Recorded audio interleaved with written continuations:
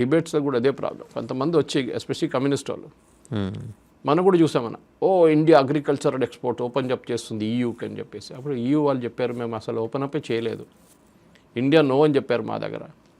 పీయూష్ గోయల్ గారు క్లారిఫై, పీయూష్ గోయల్ చెప్తే ఏం కాదు, ట్రంప్ ఎందుకు అనౌన్స్ చేశారు మొన్న, అది పెద్ద డిబేట్. 50 నుంచి 18 తగ్గిస్తా అని చెప్పి ట్రంప్ ఎందుకు అనౌన్స్ చేశారు, మోదీ ఎందుకు చేయలేదు? నేను అడిగిన ఒకటే ప్రశ్న, ఈ 50 పెట్టింది ఎవరు? ఆయన ఎవరు? ట్రంప్ పెట్టుకున్నాడు. రెడ్యూస్ చేస్తే ఎవరు చెప్పాలి? ఆయనే చెప్పాలి. మోదీ చెప్పలేరు కదా. నేను చెప్పాను ట్రంప్ దగ్గర 18 చేయమని చెప్పాను, మోదీ చెప్తారా? అప్పుడు అడుగుతారు 18 ఎందుకు, మీరు 3 చేయొచ్చు కదా, 4 చేయొచ్చు కదా అంటారు. ట్రంప్ పెట్టారు, ట్రంప్ తీశారు. అండ్ ఇంకోటి కూడా సార్, దాంతోపాటు టెక్నికల్గా సెషన్స్ నడుస్తుండగా prime minister cannot make a statement, అది కూడా ఉంది.